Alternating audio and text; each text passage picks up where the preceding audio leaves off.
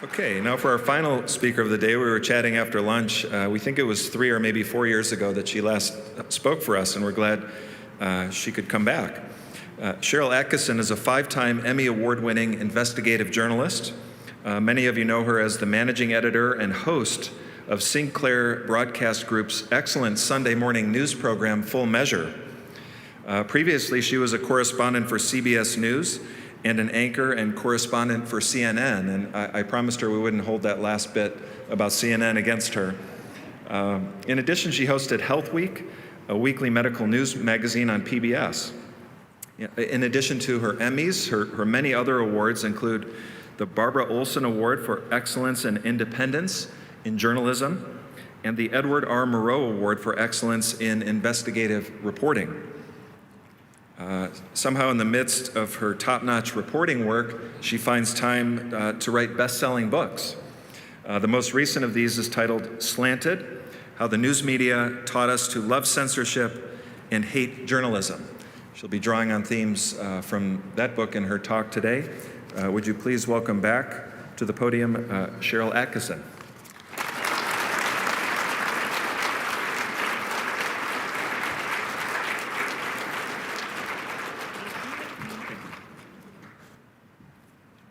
So good to be here in person.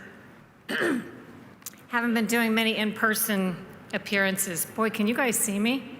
I feel like I'm totally hidden. Yeah. If you guys have a stool, if someone has a small thing, maybe you want to bring it. Okay, I too have some slides that I can't see at all from here. Maybe I'll stand over here. Now I'm messing up the camera shot. Well, I'll just stand on my toes a little bit till we get a stool. But today I'm speaking about, let's see the first slide, journalism in the 2020 election, slanted journalism. And I hope you can take today's speech, maybe have a little fun with it, because as sad as these trends are, maybe when we talk about them together and think about ways to stay informed and address these things, we can at least be entertained by some of the outrage, really, that the news business has become. Let's begin by tracing the well-organized and well-funded movement to corner the market on information and narratives.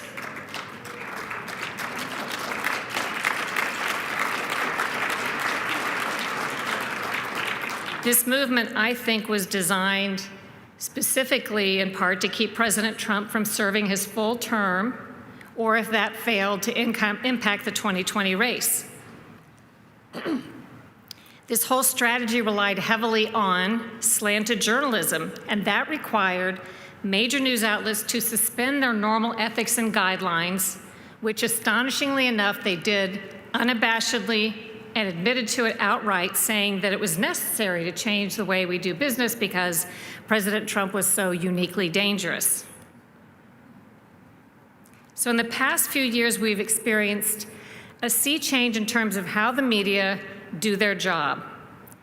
The emergence of Trump as a viable political candidate accelerated this devolution. No longer do reporters, as you know, keep their opinions firewalled from their stories. Their stories are rife with their opinions.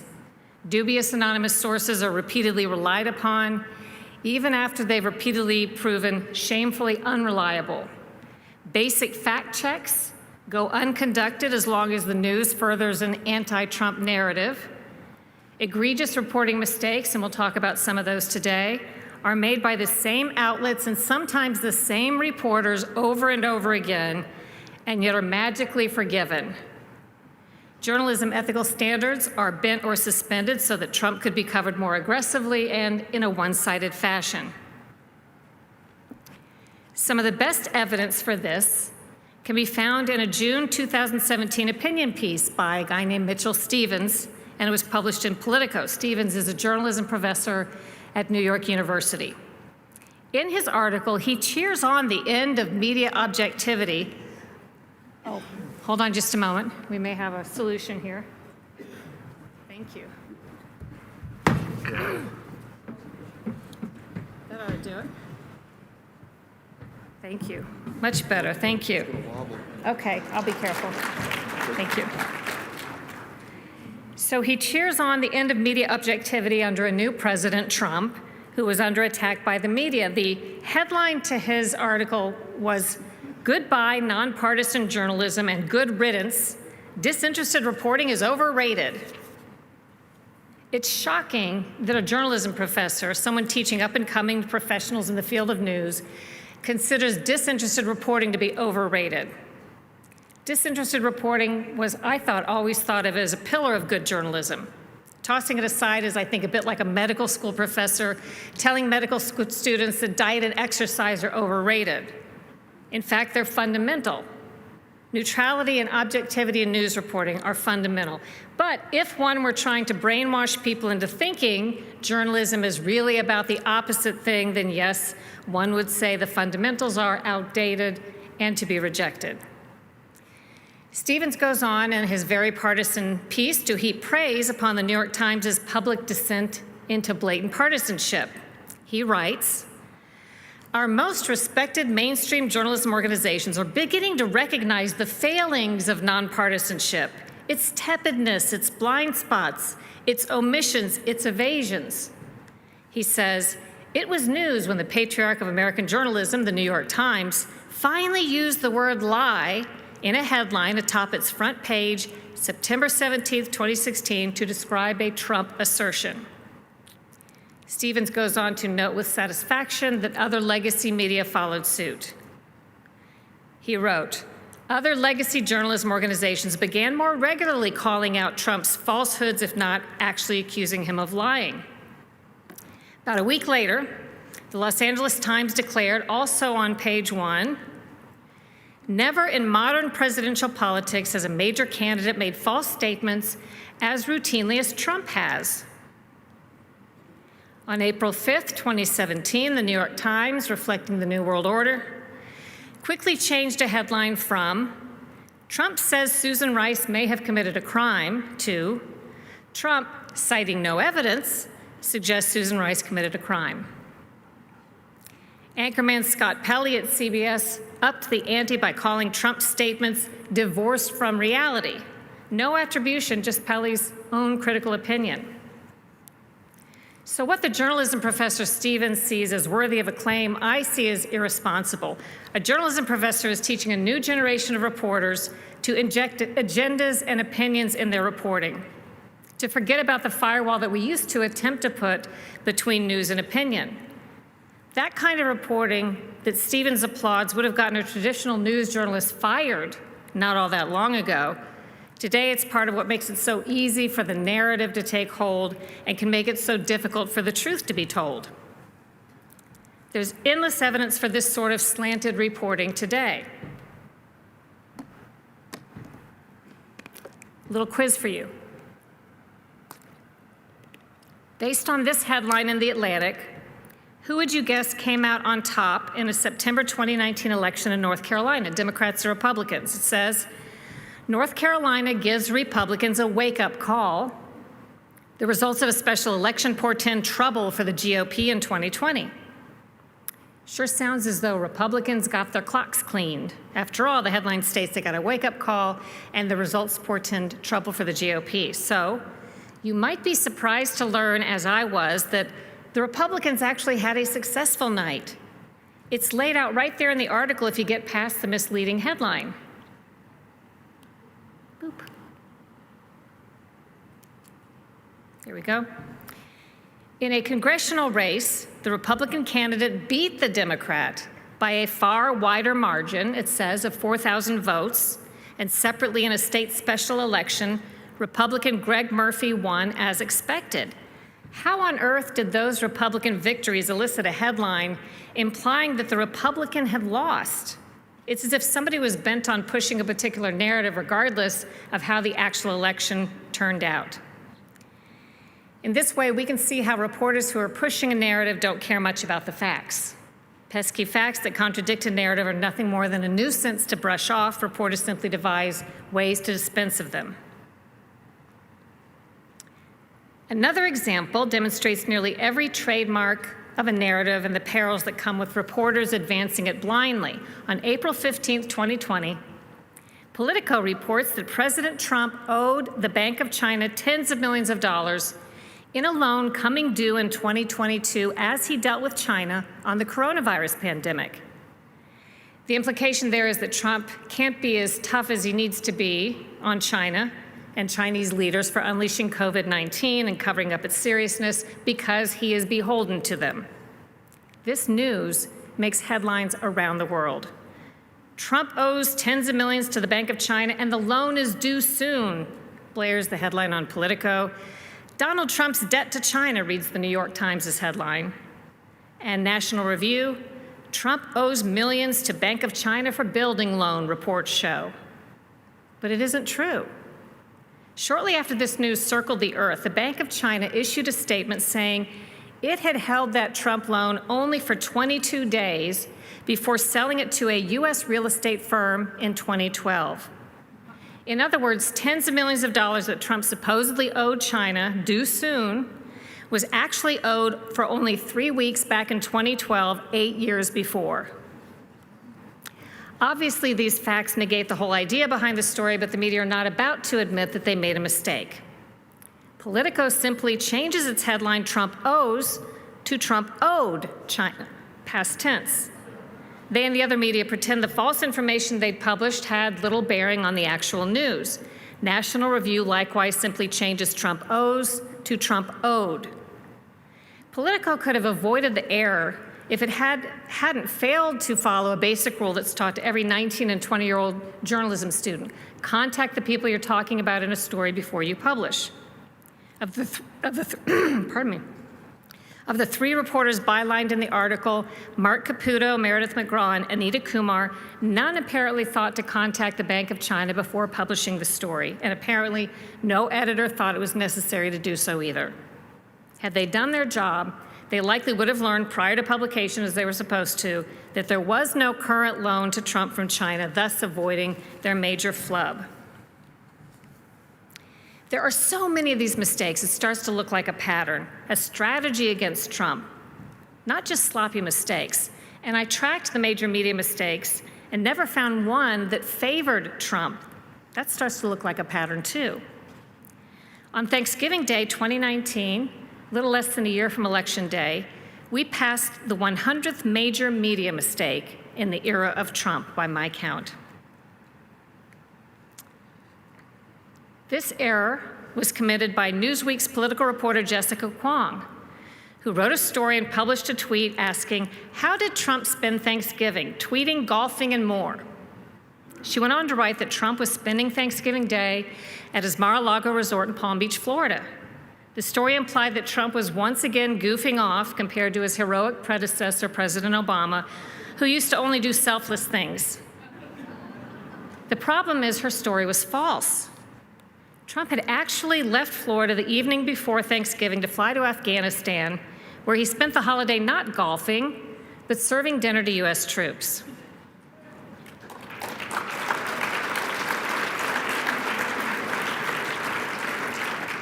When her mistake became clear, the reporter Kwong claimed she'd made an honest mistake.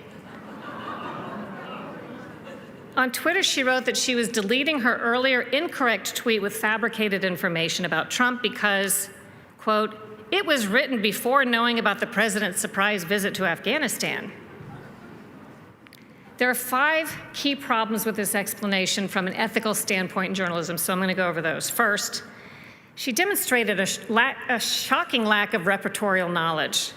I'm not a political reporter, nor do I closely follow the White House, yet I knew enough to wonder whether on a holiday the president might be making a surprise visit to the troops on Thanksgiving, because all recent presidents have done this at one time or another.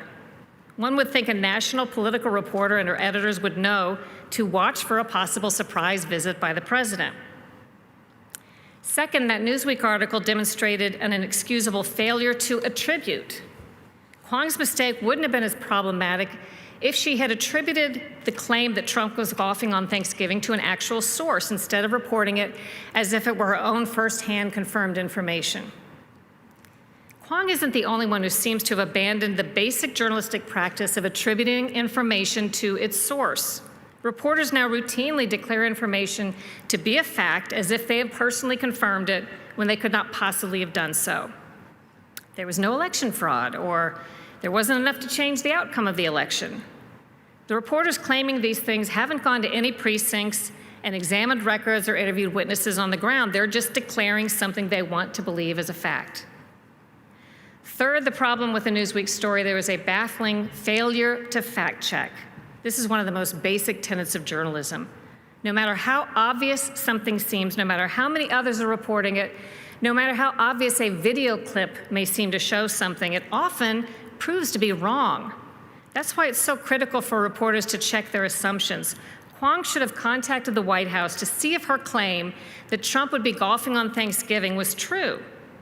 If the people there had said yes, and she attributed the answer to the White House, then even if Trump had ended up in Afghanistan, Kwong could not have been journalistically faulted for the mistaken information. She would have done her job correctly. Instead, she reported false information as if she had checked it. Fourth, there was a glaring failure to correct the mistake after the fact. Although Newsweek fixed the story, it didn't really correct it. Editors call the revision an update. This is disingenuous. The story hadn't changed or been updated. Newsweek simply learned that its original report was false. That merits both a correction and an apology. And fifth, the false information persisted well after the update. Newsweek retained its false headline stating that Trump golfed on Thanksgiving. He didn't. I think that's still up there today because I checked in the last week.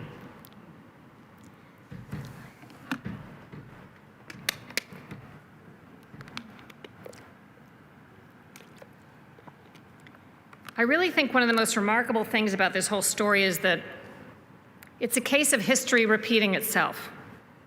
It's an example of lessons not learned by the media. NBC had generated a similar scandal less than a year before, also tying itself up into a pretzel to make it seem as if it had not bungled a story. The NBC saga began on December 25th, 2018, nearly 8 hours before Christmas Day's official end. The timing matters. You'll see why in a moment. The network published a headline blaring, "Trump becomes first president since 2002 not to visit troops at Christmas time." The story claimed that Trump had broken from a recent tradition of actually visiting troops and wounded warriors. The article took multiple jabs at Trump to advance the anti-Trump narrative of a president who could not live up to the standards of his predecessors. What NBC did not know was that contrary to its reporting, Trump had left the White House late on December 25th to visit the troops in Iraq.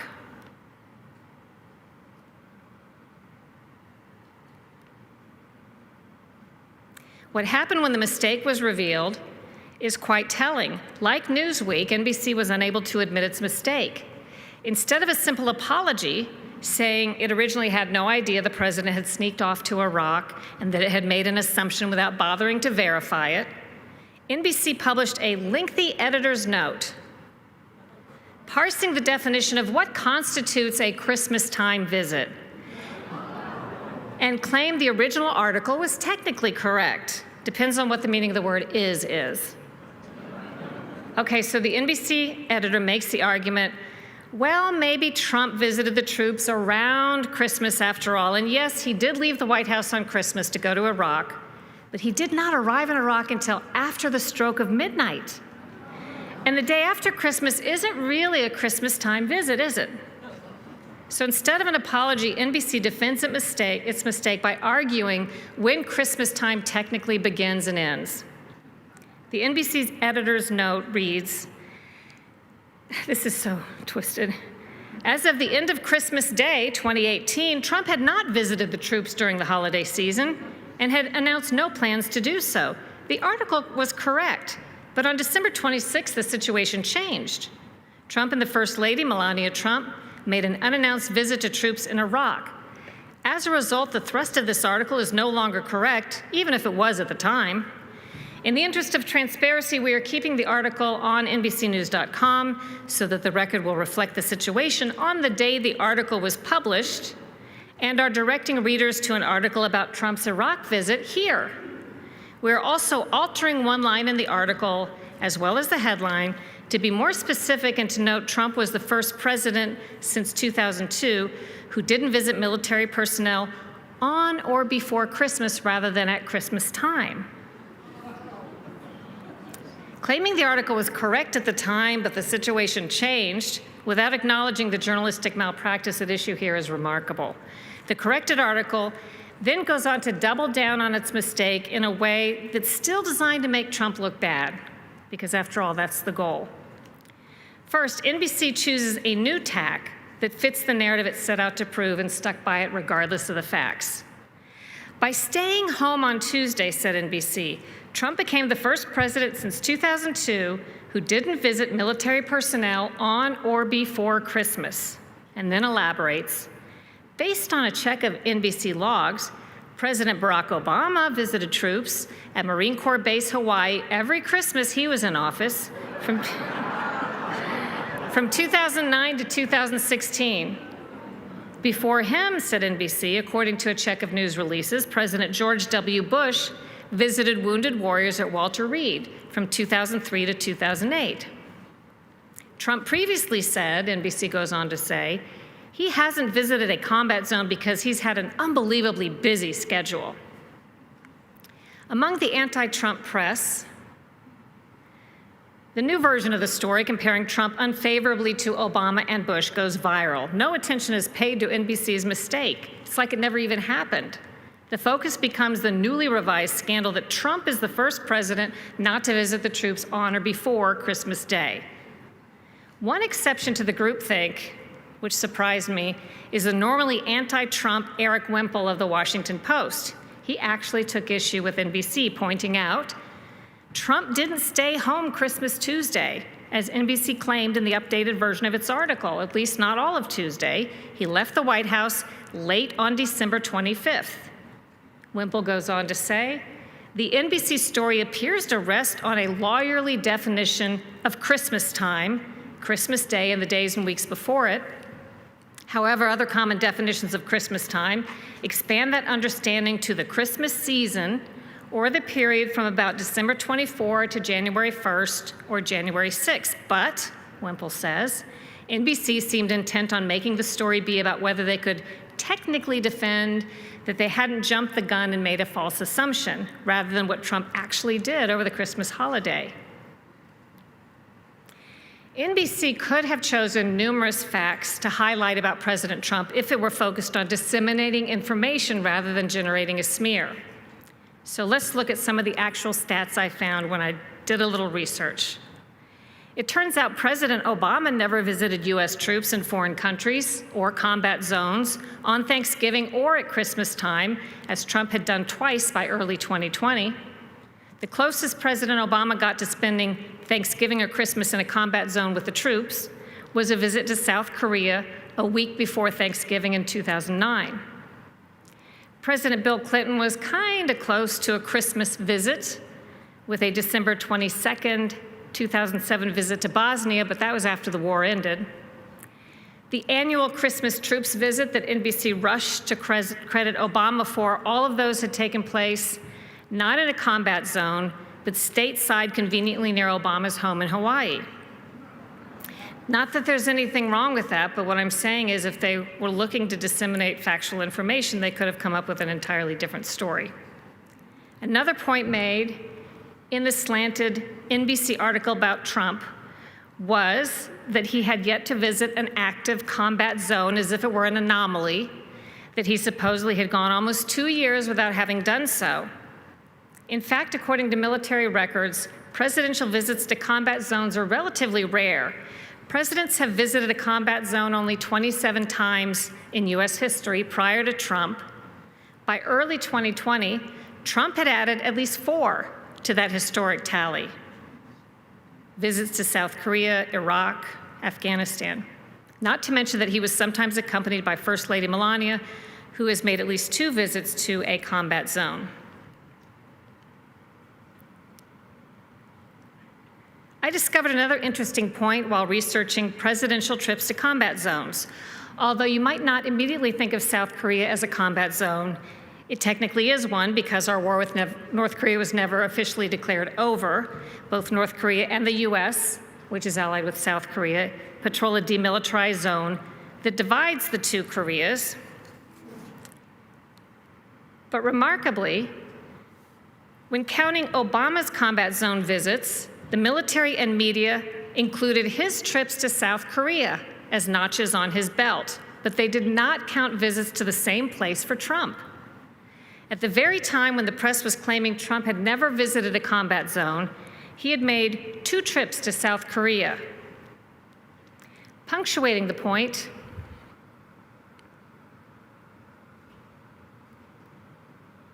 Wikipedia, whoops, can I go backwards? Punctuating the point, Trump's Wikipedia page claims that Trump's first combat zone visit was on December 26, 2018 to Iraq. It too ignored his earlier visit to South Korea. In contrast, the official tally for Obama counts all 3 of his trips to South Korea as combat zone visits. Apparently among the slanted media, South Korea is a combat zone when Obama visits, but not when Trump does. So here are 7 other true headlines that could have been written about Trump's Christmas time visit to Iraq, but weren't. Trump becomes first US president in 16 years to visit US troops in a combat zone. Trump is one of only 3 US presidents to spend Thanksgiving Day with US troops in a combat zone. Melania Trump becomes the first lady to spend Christmas time visiting US troops in a war zone. Trump is first president since George W. Bush to spend Thanksgiving with troops in a foreign country. President Trump is only the 3rd US president, all of them Republicans, to spend Thanksgiving with US troops in a combat zone or US troops anywhere. Trump is the only president to visit the troops in a combat zone so close to Christmas Day, and President Trump is the only US president in history to visit US troops both in a combat zone on Thanksgiving and so close to Christmas.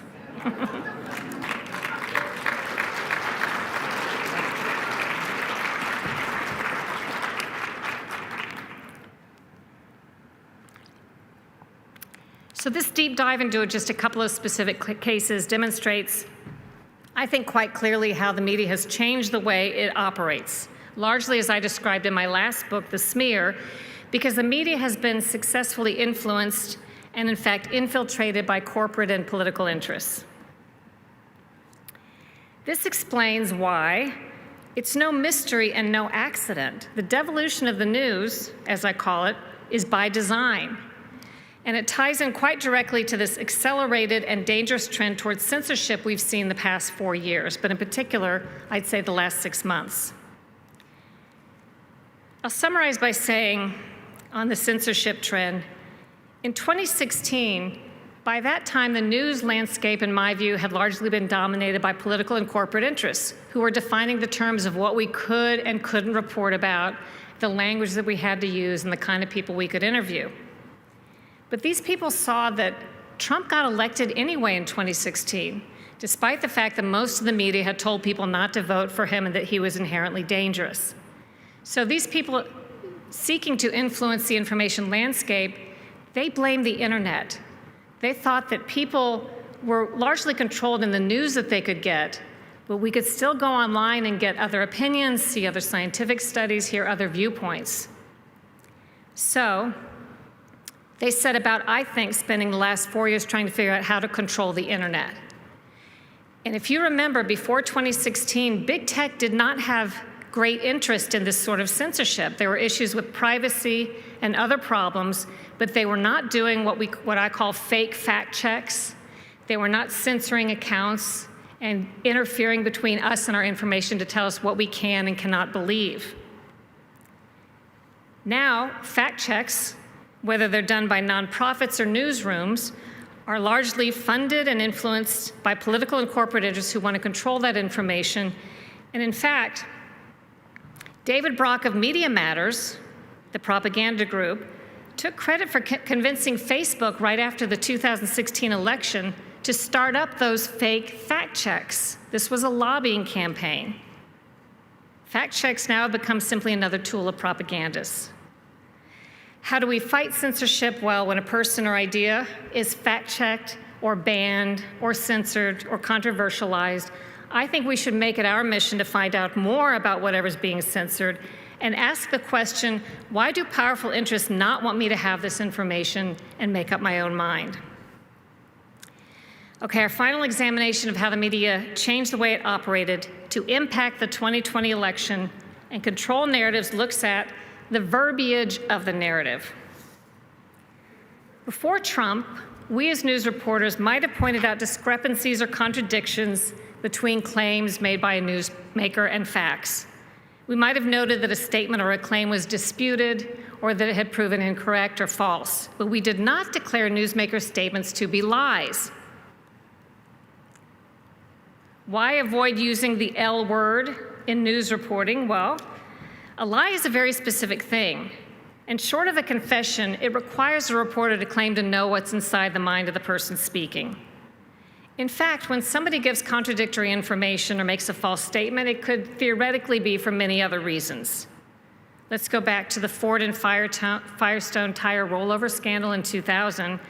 I covered a lot of stories where the executives of these corporations said there was no evidence that there was danger. They had no realization that the tires had a safety issue, but that contradicted documents that we had that showed they had discussed this long ago. It was a well-documented trail. But I never said they were liars. It's possible, theoretically, that their staff gave them poor briefings or withheld information, or they might have seen the documents in question but misinterpreted them or forgotten what they said. As unlikely as those excuses might seem, it's not the place of a news journalist to claim to know what's in a person's mind. In fact, there are very few instances I can think of where it's appropriate for a reporter in a news report to claim that a newsmaker lied. There's another important reason to be circumspect as a news journalist with accusing people of lies. To the news consumer, such language tends to sound as if the reporter is being biased or pejorative. It begins to feel very personal. It removes the sense of neutrality that we try to maintain in our hard news reporting in order to be seen as fair reporters of fact. It's best to stick to the facts and let members of the public form their own conclusions. The good practices that I've described, the reluctance to pretend to see inside the mind of the subjects we report on, used to be considered the norm in journalism. But all of that has gone out the window. Now reporters frequently take sides, boldly declaring one side or one newsmaker to be telling the truth and another, usually Trump, to be lying, even when the truth is unproven or impossible to know, or when the differences are matters of interpretation or clashing opinions, or even when the lies or exaggerations or misstatements. The New York Times, as I mentioned, has led the way in declaring itself arbiters of Trump's lies, and as we've seen, the media quickly followed suit, and biased observers heralded it all as brave and groundbreaking. So yesterday, I conducted a Google search using the term Obama lies, and it produced 41 million results. I then searched the term Trump lies. That returns 612 million results. In other words, after one term, Trump got about 15 times more search results about lies than Obama had after 2 terms.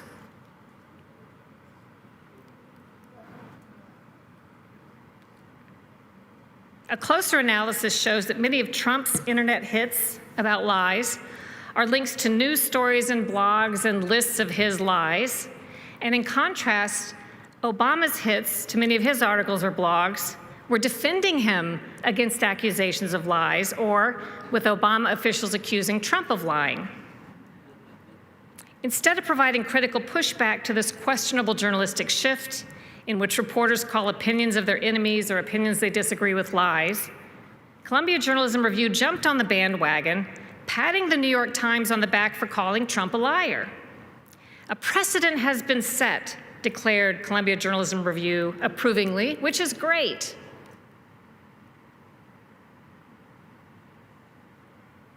Columbia Journalism Review goes on to say, by using a word that comes from the vocabulary of advocacy in its own voice, the Times and other news organizations have taken the truth-telling standards of the news business to a new level. Until the rise of Trump, they say, only on rare occasions, criminal convictions and instances of plagiarism and falsifying resumes were words like lie ever used by the media describing news events. I'm taken aback to see a journalism review publication explicitly applauding a news organization for using the vocabulary of advocacy in its news reporting. Author and former New York Times reporter David K. Johnston, a Pulitzer Prize winner, is quoted as saying he was thrilled and flabbergasted to see the Times call Trump a liar. Why would that be a thrill, unless one is steeped in bias and seeking to advance a narrative rather than report the facts? With hearty support from journalism groups and their peers, it's understandable that reporters would grow even bolder. They began to expand the lie label to cases when targeted newsmakers are simply exaggerating, joking, or misspeaking, or when there's no possible way to know for sure whether a statement's true or false. One example can be found in news reports declaring Trump was lying when he stated there was fraud in the 2020 election or that the election was stolen. Unless one can somehow prove that Trump does not believe the election was stolen but is saying it was, that wasn't a lie. Whether you like Trump or not, this is poor journalistic practice and further erodes our credibility as an industry. Another example. Trump's 2019 State of the Union address, when the president claimed, "Our brave troops have now been fighting in the Middle East for almost 19 years, the media's eagle-eyed fact-checkers called that a lie. The actual length of time the U.S. had been fighting in the Middle East, they countered, was not almost 19 years, but a bit more than 17.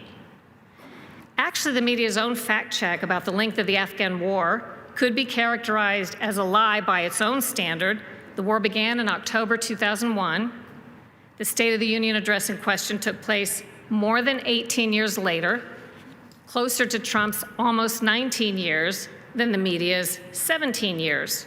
But that doesn't fit the Trump is a liar narrative. There's a second set of news phrases the media invented and deployed specifically against Trump.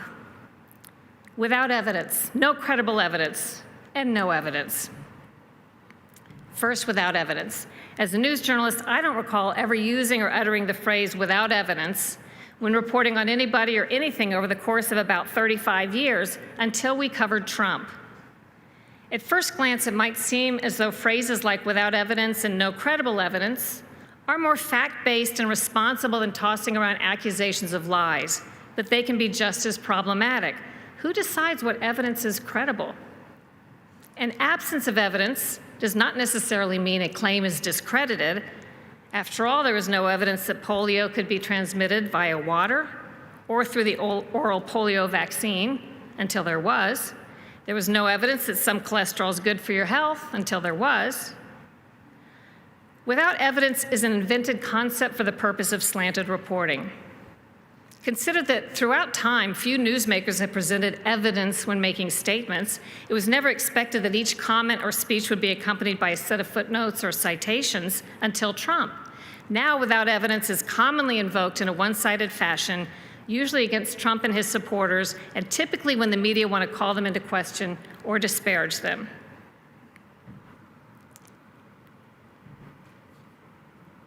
When it comes to Trump-Russia collusion and other anti-Trump narratives, we in the media allowed 2 years of outlandish allegations to be made virtually free of challenge and without credible evidence.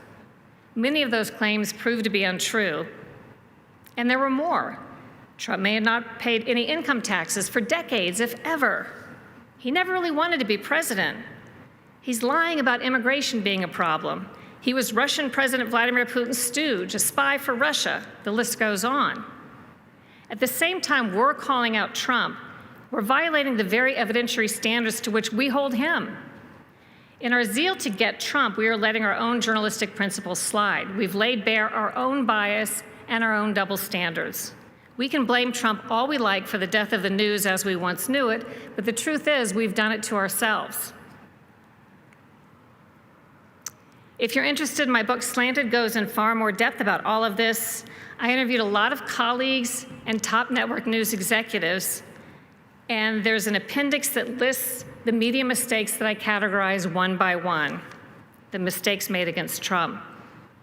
When reporters get caught doing bad journalism, like I've described today, they and their colleagues often retort that Trump lied more than we do, or Trump mocks the media and his enemies on Twitter before he was banned. The fact is, Trump mercilessly mocks and is mercilessly mocked by his political detractors, such as leading congressional Democrats Nancy Pelosi, Chuck Schumer, Adam Schiff. Collectively, political figures have no obligation to be neutral or fair. In fact, the nature of politics breeds this kind of dynamic. But journalists are different. Our professional obligation is to cover our subjects fairly. We must maintain the same high standard even when we don't like somebody we're covering, especially perhaps when we don't like that person. Otherwise, why have standards at all?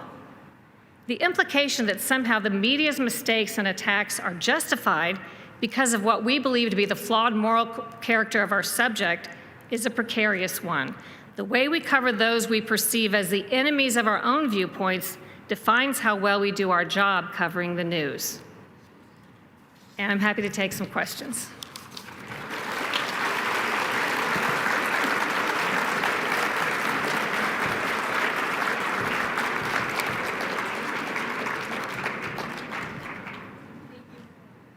Thank you, Ms. Atkinson.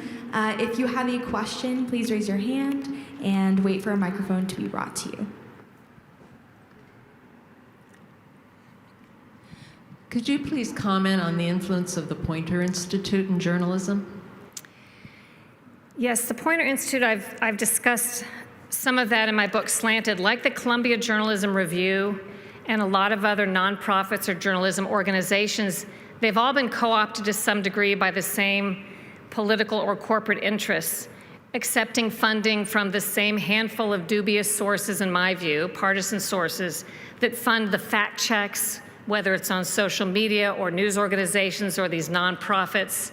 It's the same group of people, and you can see the change in their reporting. Maybe now Poynter Institute relies on Media Matters, this is one example, as a source without, in its writing without disclosing that Media Matters is a partisan propaganda group.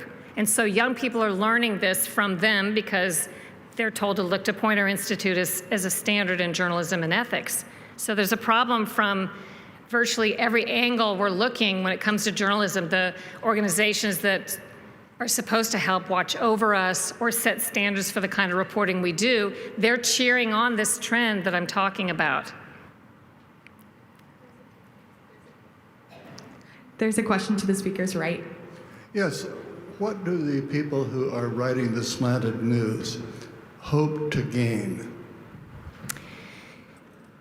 It's a mix. You know, it's a complicated question because in some instances, there are more traditional news journalists who are censoring themselves and shaping what they report because they're rewarded for it. They're moving up in the hierarchy of the newsroom when they embrace this sort of reporting, and they're not rewarded when they're not doing so. So there's an element of people transforming themselves to keep their job and advance their careers. But I think one of the bigger factors is the trend I described where propagandists, political and corporate interests have infiltrated the news, not just figuring out how to influence what we report and lobby us and send us by way of third parties and nonprofits, talking points and things that are supposed to be news that we then pick up. They now work for us in our newsrooms. We hire them as editorial people. We bring them on as analysts and pay them six-figure salaries, and then they should be paying us to appear on our air and distribute their talking points, but we're paying them handsomely to do so. So I think the news business has been transformed where now there's no firewall between us and the interests trying to slant the news because they have a whole different goal in mind. We're one and the same. And that explains, and really is the only thing that explains why so many formerly well-respected news organizations are getting so much wrong, and yet there's very little repercussion for that kind of reporting. The people who do those stories continue to be reported and heralded and given awards and so on because we now are them or one and the same as the propagandists in many instances. We have a question on the speaker's left. Ma'am, would you please comment on the massive collusion between the mainstream media, the social media, and a number of government agencies to totally censor the Hunter Biden corruption scandal that was first broken by the New York Post, and what its possible implications were for the election outcome? Well, I can't say what would have happened, although there's been some polling done talking about what could have influenced the election if this news had gotten out. And I'll point out one thing. The New York Post didn't really break that story. The Hunter Biden story was well fleshed out and discussed by liberal news outlets the fall before. Before Biden was the Democrats' nominee, there were, I take it, other Democrats that were planting stories in the press to try to keep Biden from being the nominee. And so some in the left-leaning press did some very good and important exposés on the Hunter Biden alleged conflicts of interest, as well as other members of the Biden family. But once Biden became the nominee, fast forward to the story sort of resurfacing with news of his computer being confiscated by the FBI, and all of a sudden everybody acted like it was the first they'd heard of it. And then many on the left acted like it was a conspiracy theory, even though they had well reported on this some months before. And it's just the craziest dynamic. Glenn Greenwald of The Intercept, who's a left-leaning reporter who thinks much like I do about news and news trends, he started The Intercept with the goal in mind of having a news organization that would not be beholden to political and corporate interests in the same way as what we call legacy media. And you may know that Glenn Greenwald quit his own news organization because they censored his story on Hunter Biden. This is not just a problem of the left, versus right. There's just a problem in general by those seeking to manage the news. It's not always along partisan lines. Again, I think we're left to guess what impact it might have had on the election. We have a question on the speaker's right. Do the news reporters, particularly the TV reporters, actually believe what they're reporting, or are they simply following what they're told to do from higher ups? And then secondly, how do corporate interests, which you mentioned, gain from false news? If I forget your second question, remind me in a minute, but I get asked all the time whether reporters believe what they're talking about, especially when it's proven later to be wildly wrong or when it's very biased. And again, I think that's a mixed answer. I think that I know some of the reporters involved that you would think are very biased, who used to be fairly straight news reporters, but they've gone to a news organization where there's a powerful dynamic of groupthink and peer pressure, where the bosses want a certain kind of reporting, and when you deliver that, you're surrounded by people who pat you on the back and tell you how brilliant you are, and maybe you were not considered really too far above average in the old dynamic, but now you're a big star because of all these kinds of things you're reporting. So I don't know if they become a believer in giving their own opinion and thinking that it's valuable, and even when proven wrong, if they have a way to sort of justify it because they don't get punished for it and they're still being rewarded by their bosses. But then the second dynamic is, and I believe strongly in this, as I said, we've hired these propagandists. They've found ways to be hired in our newsrooms. So they don't think it's a mistake. And even if they know they're wrong, and even if they get caught after the fact having disseminated false information, they're not embarrassed because they still accomplished their goal. If they're not journalists, they're not trying to tell the truth necessarily. They're trying to put forth a narrative. And if they succeeded at that, even if the narrative isn't true, they've still done their job the way they hope to do it, in my view. Does this not prove of President Trump's comment, not so much fake news, but the news media has become truly enemy of the people? Well, that's for you to decide, but I do think he made a lot of good points. And as I talked about in my last book, most of you may think President Trump thought up the phrase fake news in its modern context. That was a liberal invention. And I traced that to September of 2016. It was first used in its modern context by a nonprofit called First Draft. And shortly after that, President Obama gave a speech at Carnegie Mellon in which he suggested, for the first time I ever heard, that somebody needed to step in and curate our information, start curating the internet in this wild, wild west media environment, as he called it. And I remember thinking at the time, nobody, if you can take yourself back just a couple of years, nobody was asking for people, third parties, to come in and censor and curate our news. They had to create the appearance of a demand for such a program so that they could control the news. So I went back and looked at, seeing that there was some kind of operation going on here, who is First Draft? And I called this nonprofit and said, where do you get your funding? Because they hadn't filed tax forms yet. And they admitted that they got their funding from Google. And they were invented around the start of the election cycle, this nonprofit that invented the concept of going after fake news, which was just defined at the time as mostly conservative news. And Google is owned by Alphabet, who was led at the time by a man named Eric Schmidt, who was a top Hillary Clinton supporter and donor. So I think that was a big operation, the beginning of the efforts they saw, Trump's enemies, that he was making inroads with the public despite their control of the news, and they saw that they had to do, or thought they had to do, something about the internet because they blamed the internet for the rise of Trump outside of this controlled news information landscape.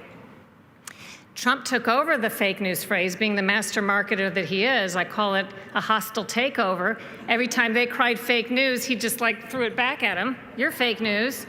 And pretty soon, he was so good at it that by January, following the September when this started, the Washington Post was printing articles that were saying things like, it's time to retire the term fake news.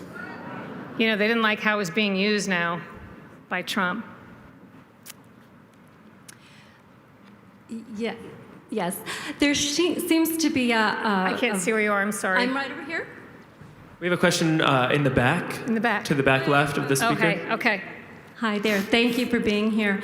There seems to be a virus among our media, particularly even in conservative media lately, to even question the validity of the election. I'm noticing it on talk radio, and it's almost as if they will not even bring it up, and they deflect it when anyone calls in, and I'm assuming we know what happens, right? And I'm just wondering, is it a matter of maybe buying time till we have some more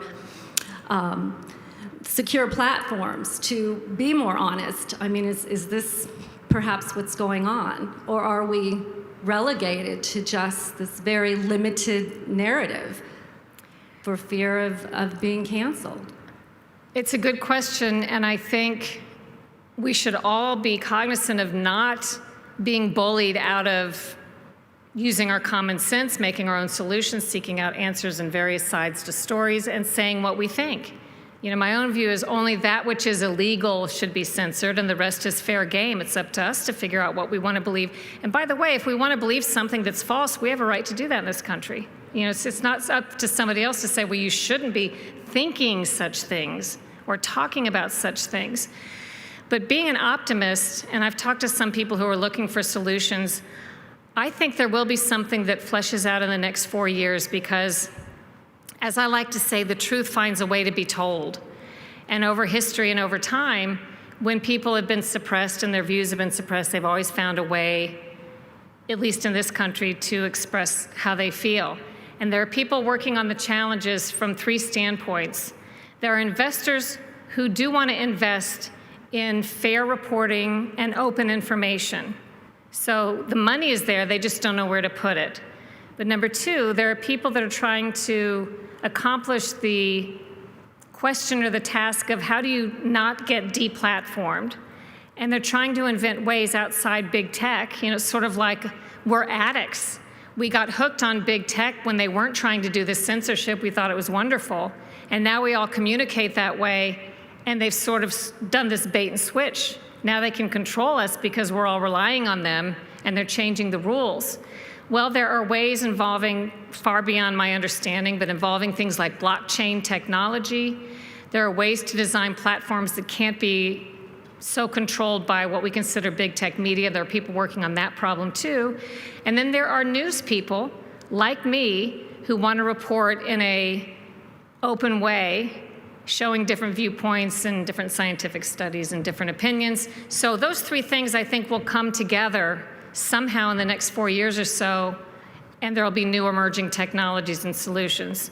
But I would say in the meantime, we have to work really hard not to be bullied out of being Americans and being heard whatever we think and whatever we feel, particularly when you talk about the election, to criminalize feelings and thoughts about something as important as the election, even when you're using common sense and calling into question some things that happen, and then to be treated like or told that you're practically a criminal for thinking that or for expressing that, this is a very dangerous thing, and I hope we don't allow it.